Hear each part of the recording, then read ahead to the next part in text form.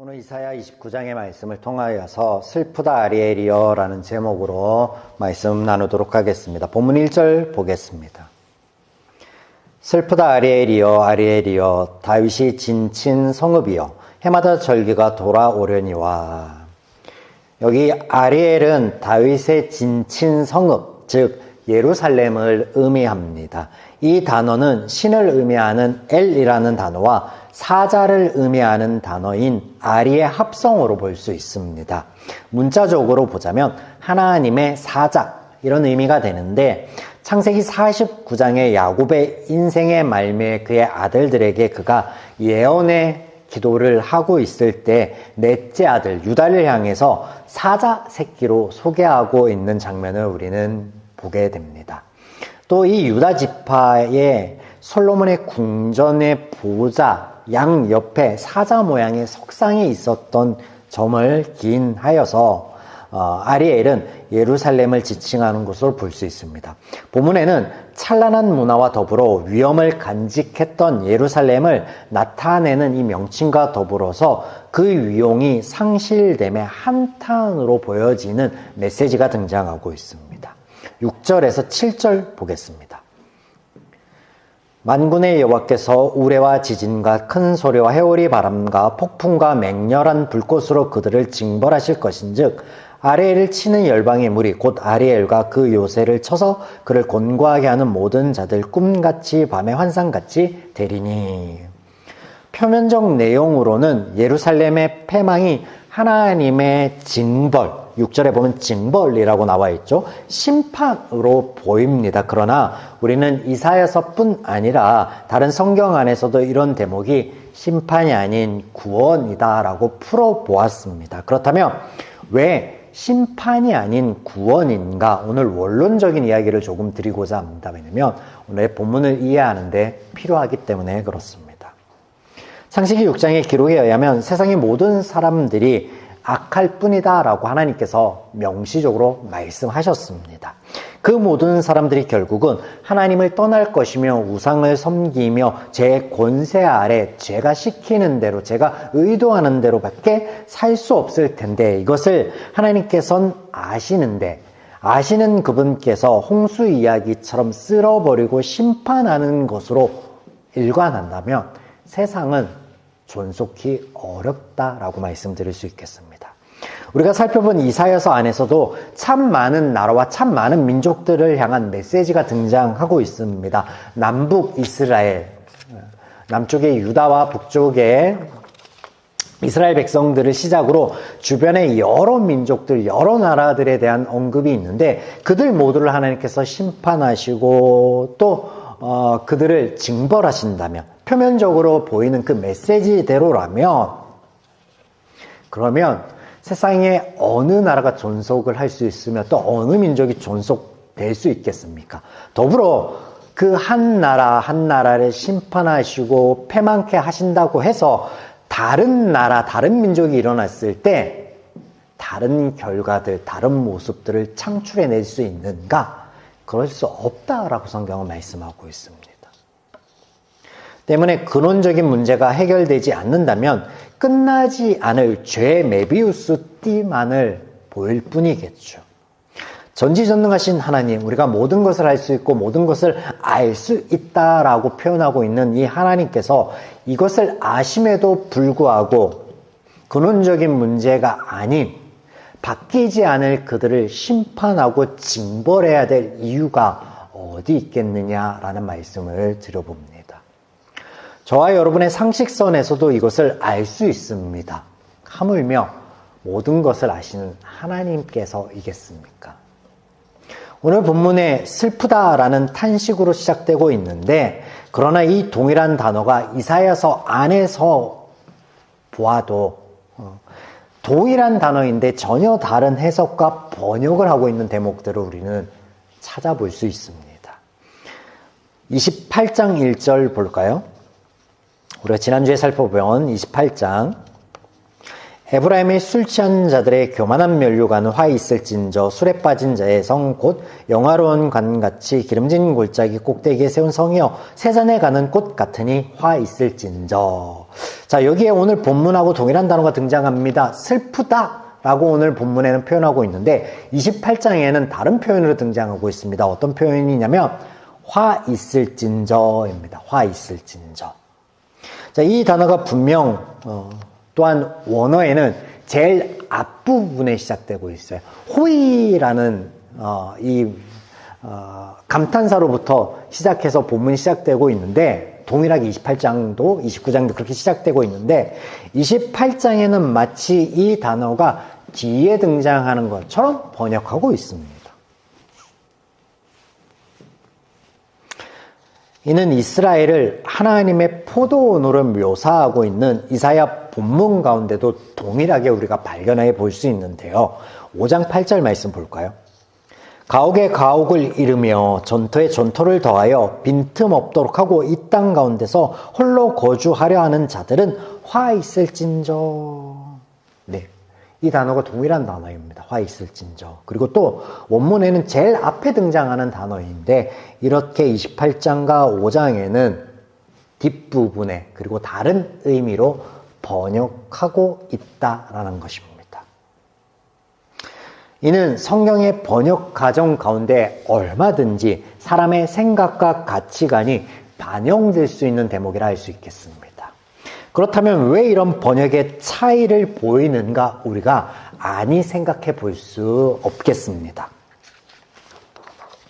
포도원의 노래를 예로 생각하여 보겠습니다. 이사야 5장에서는 하나님의 포도원인 이스라엘이 하나님께서 원하시는 열매가 아닌 들포도 열매를 맺었기에 하나님께서 저들 포도원을 무너뜨리는 것으로 묘사되고 있습니다.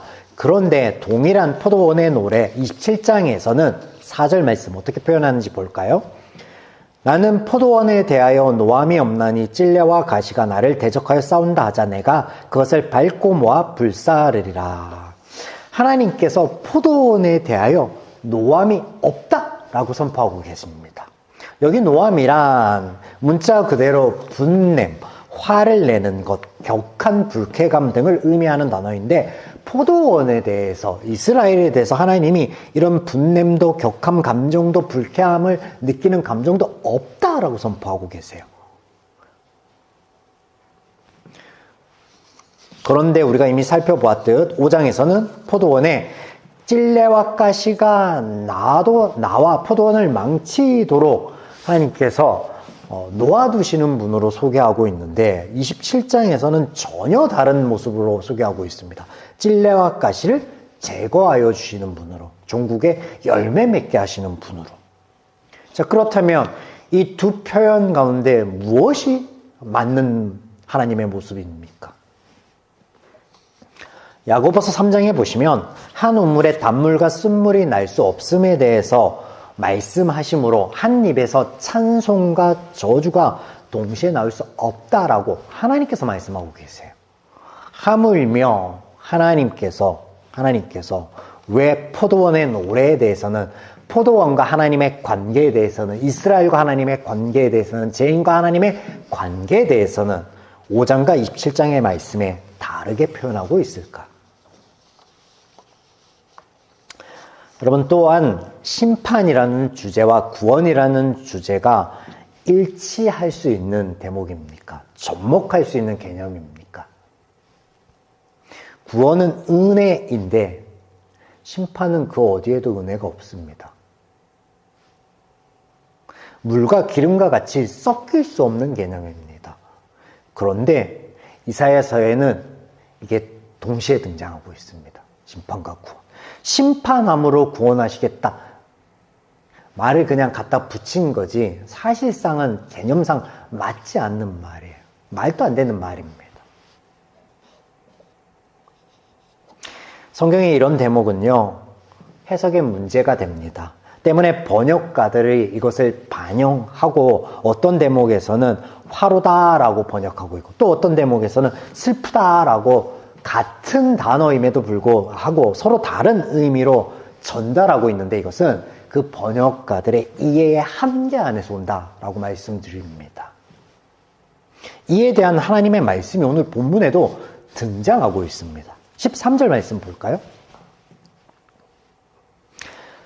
주께서 이르시되 이 백성이 입으로는 나를 가까이하며 입술로는 나를 공경하나 그들의 마음은 내게서 멀리 떠났나니 그들이 나를 경외함은 사람의 계명으로 가르침을 받았을 뿐이라.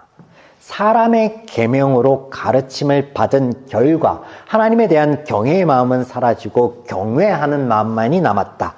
입술로는 공경하나 하나님을 떠나고 하나님과 더불어서 우상을 섬기는 모습으로 일관한다 라고 성경은 선포하고 있습니다. 무엇 때문에? 하나님의 말씀을 사람의 계명으로 가르침 받았다. 사람의 계명으로 이해하였다. 사람의 계명으로 받아들였다. 지키고 있다 라고 말씀하고 있어요. 그렇다면 여기 사람의 계명이라는 건 도대체 무엇인가? 하나님의 말씀을 사람의 이해 안에 받아들였다라는 거예요. 사람의 이해의 한계 안에, 제적인 가치관의 한계 안에 이해하였다라는 거예요. 그러므로 하나님께서 원하시고 바라시는 모습이 아닌 전혀 다른 모습들, 전혀 다른 삶의 방향들을 그들이 내어놓았고, 이것이 하나님의 보기에 너무나 안타까우며 너무나 슬프다라고 표현하고 있습니다. 자, 또 그 결과에 대한 말씀을 하시는데 16절 본문, 너희의 패역함이 심하도다. 토기장이를 어찌 진흙같이 여기겠느냐. 지음받은 물건이 어찌 자기를 지은 이에게 대하여 이르기를 그가 나를 짓지 아니하였다 하겠으며, 빚음받은 물건이 자기를 빚은 이에게 대하여 이르기를 그가 총명이 없다 하겠느냐. 자, 말도 안 되는 일인데 이런 말도 안 되는 일이 벌어지고 있다라는 거예요. 하나님과 인간관계 안에서. 이사야서에서는 죄에 대한 대표적인 표징으로 교만, 즉 높아진 마음을 제시하고 있는데, 피조물이 창조주를 향하여 재단하며 정의 내리는 말도 안 되는 일이 벌어졌다라는 것입니다. 우리가 기억하고 있습니다. 이 대목들은 성경에 너무 많이 등장하고 있는데 한 가지만 좀 떠올려 볼까요? 아담이 하와와 더불어 죄를 짓습니다. 하나님께서 금하신 것을 그들이 그걸 깨고 실과를 따먹죠. 이때 하나님의 말씀을 어겨서 달라진 마음, 부끄러움 속에 숨어 있을 때 하나님께서 저를 찾아오시죠. 아담아, 아담아, 왜 내가 따먹지 말란 그 나무의 실과를 따먹었느냐? 라고 하나님께서 물어보실 때 어떤 태도를 보였죠, 아담이? 하나님이 주신 저 여자 때문에 내가 죄를 지었습니다. 이건 나의 과오가 아니라 하나님 당신 과오예요. 당신 때문에 이 일이, 당신 때문에 이것이 빌미가 되어서 이런 결과를 내었습니다. 라고 대답했습니다. 토기장이가 그릇을 빚는데 빚어놓은 그릇이 왜 나를 이렇게 빚었습니까? 당신이 토기장이가 맞습니까? 이렇게밖에 못하겠습니까? 라고 하는 그런 격이라는 거죠. 이와 같이 하나님께서는 구원을 선포하시는데 죄인들은 그것을 심판으로 받아들입니다. 하나님은 가장 선하고 아름답게 빚었다, 빚어 놓았노라 하는데 마음에 안 든다라고 하는 것, 성경식 표현을 우리가 이해해 보아야 합니다. 때문에 하나님께서 하실 이 일이란 죄인들의 사람의 계명으로 가르침 받는 이것을 깨워놓을 수밖에 없습니다. 오늘 본문에 또한 이것이 표현되고 있죠. 14절에 보면, 그러므로 내가 이 백성 중에 기이한 일, 곧 기이하고 가장 기이한 일을 다시 행하리니, 하나님께서는 기이한 일이 아니라 당연한 수순이에요. 우리가 지난주에 살펴본 것처럼 넘어져 있는 자녀를 보면 어버이 된 심정에 달려가 일으키고 상처를 감싸주는 게 당연하죠. 그들이 하나님의 말씀을 왜곡하고 하나님의 말씀을 옳게 받아들이지 못하니, 그러지 않도록 그들이 하나님을 왜곡하여서 하나님을 바라보고 하나님의 말씀을 이해하는 그 왜곡된 부분들을 하나님이 깨워놓고 고쳐놓으셔야 됩니다. 그래서 등장하는 거예요. 14절 하반절. 그들 중에서 지혜자의 지혜가 없어지고 명철자의 총명이 가려지리라. 하나님께서는 교만을 낮추십니다. 왕을 넘어 하나님과 같이 되려 하는 자를 망하여 땅의 티끌과 같이 되게 하시고 높은 성, 위엄, 영광을 갖춘 성이 무너져 흙과 같이 되게 하십니다. 이는 하나님의 심판도 분내심도 아닌 구원이다라고 하는 것은 세상의 지혜 있는 자들이 하나님의 말씀을 그들의 지혜 안에서 재단하여서 토기장애를 향한 토기의 말도 안 되는 일들을 벌여놓으니 하나님이 그들의 지혜와 총명을 제하심으로 구원하겠다라고 선포하고 있습니다. 하나님은 이렇게 선포하고 있는데 그러나 근본적인 문제가 해결되지 않은 저들은 여전히 아니 우리의 지혜를 우리의 총명을 가져가면 우리는 어떻게 살아갑니까? 라고 할 수 있겠죠. 자, 이 비슷한 부분이 복음서에 예수님의 말씀 안에 자주 등장하는데 어떻게 등장하냐면 너희 예루살렘의 종교 지도자들이 하나님의 말씀을 해석하고 가르치고 적용하는 너희들이 자신과 더불어 백성들 모두가 하나님의 나라 안에 들어서지 못하게 막고 있다라고 말씀하시고 또 표면적으로 종교 행위는 하고 있으되 그 안에 하나님이 바라신 인애와 사랑은 없다. 너희들이 버려버렸노라 라고 말씀하고 있습니다. 우리가 어떤 기준과 가치관을 가지고 성경을 보느냐는 무척 중요한 포인트가 됩니다. 마지막으로 하나님께서 왜 예루살렘에 대하여 슬픔을 표하시면서 아리엘이라는 용어를 사용하고 계신지에 대해서 좀 보도록 하겠습니다. 오늘 말씀을 시작하며 이 단어에 대한 풀이를 쭉 해드렸습니다. 이 단어가 예루살렘을 지칭하는 곳으로 이해되며 또 한켠에서는 성전의 제단을 의미하는 곳으로 이해되기도 합니다. 학자들 사이에서. 여기서 우리가 떠올려 볼 수 있는 것은 하나님과 더불어서 다윗 안에, 그러니까 하나님과 다윗 사이에 오고 간 대화 내용을 떠올려 볼 필요가 있겠습니다. 다윗이 하나님의 은혜로 온 이스라엘의 왕이 됩니다. 그러나 그 과정이 결코 녹록지 않았습니다. 많은 풍파를 경험하였고 그는 그 과정 가운데 이 모든 것이 하나님의 은혜이구나 라는 것을 깨닫게 되죠. 때문에 이에 대한 고백들이 시편에 여전히 남아있어 우리가 볼 수 있습니다. 이런 다윗이 왕이 되자 그가 한 일들 중에 어떤 일이 있었냐면 자신만을 위한 성을 건축하는 일이 있었습니다. 자, 이 일이 있은 후에 그의 마음에 변화가 있어 이런 말을 합니다. 역대상 17장 1절 다윗이 그의 궁전에 거주할 때 다윗이 선지자 나단에게 이르되 나는 백향목 궁에 거주하거늘 여호와의 언약궤는 휘장 아래에 있도다. 이 말이 뭐냐면 나는 오늘날 백향목의 궁, 그러니까 휘황찬란한 그 아름다운 궁에 거주하고 있는데 하나님께서는 하나님의 말씀을 적어놓은 그 궤는 여전히 천막 가운데 보잘것없이 놓여 있어서 내가 마음에 찔립니다. 자신의 궁전은 크고 화려하게 짓고 난 후에 그 모든 것이 하나님의 은혜인데 내가 하나님에 대해서는 조금 내가 좀 등한시한 것이 아닌가? 이게 어떤 느낌인지 아시겠죠? 이 말을 꺼내는 다윗이. 동일한 말씀이 사무엘하 7장에도 등장하고 있는데 이때 하나님께서 소금 언약 이후에 이스라엘 백성들이 다윗에게 하나님께서 말씀하여 주신 것, 약속하여 주신 것을 이렇게 부르고 있습니다. 역대하 13장 5절의 정확한 표현으로 소금 언약이라고 기록하고 있습니다. 이 약속의 말씀 가운데 두 군데를 우리가 좀 볼 텐데 사무엘하 7장 7절의 말씀 이스라엘 자손과 더불어 다니는 모든 곳에서 내가 내 백성 이스라엘을 먹이고 명령한 이스라엘 어느 지파들 가운데 하나에게 내가 말하기를 너희가 어찌하여 나를 위하여 백향목 집을 건축하지 아니하였느냐고 말하였느냐. 이게 무슨 말씀입니까? 하나님께서는 한 번도 이스라엘 백성들에게 나를 위해 집을 너희들이 왜 건축하지 않느냐라고 질문한 적이 없다라고 말씀하고 계십니다.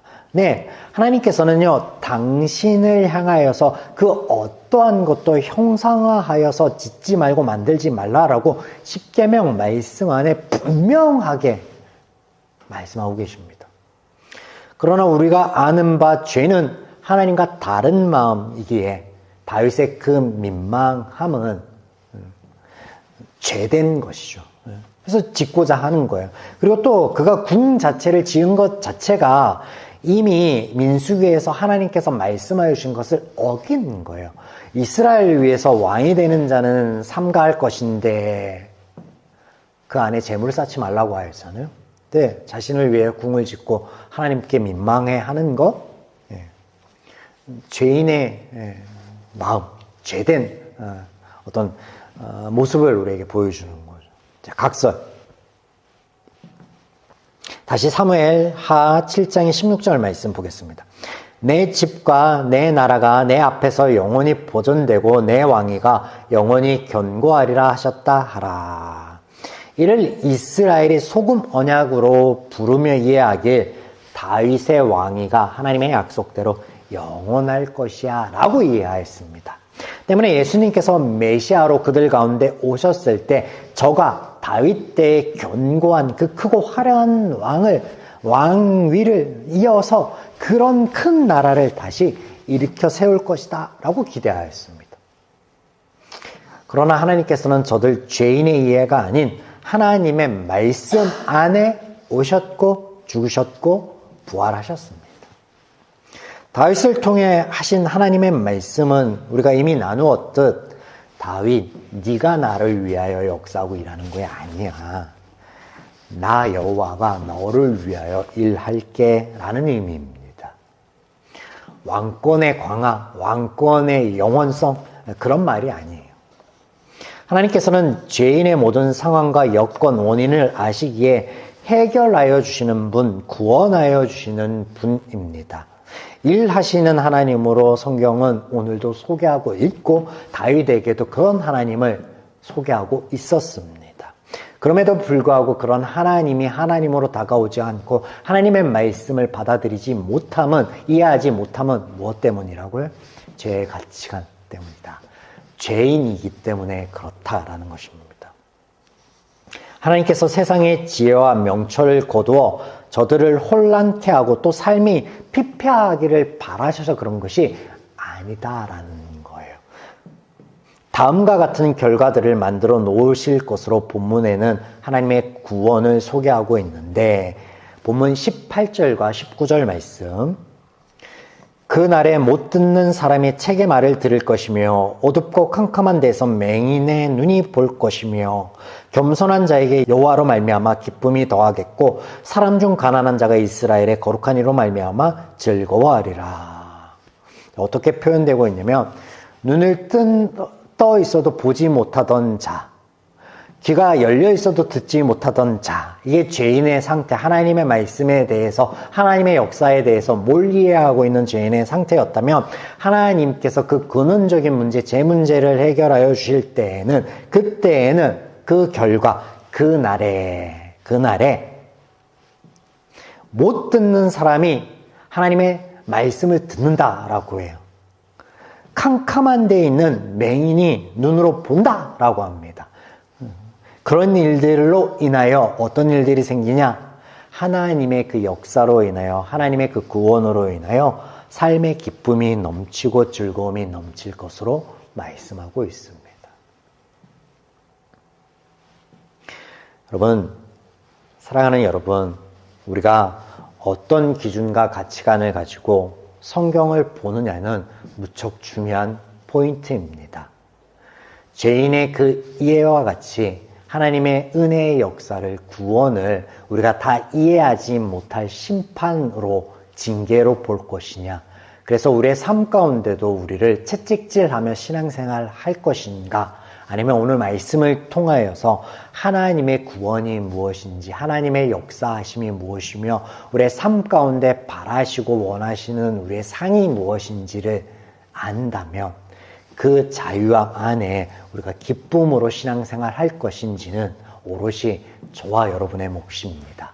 바라옵건대 오늘 말씀을 통하여서 후자의 모습으로 우리가 맞이하는 5월의 모든 발걸음들을 그렇게 이어가기를 주님의 이름으로 축원드립니다.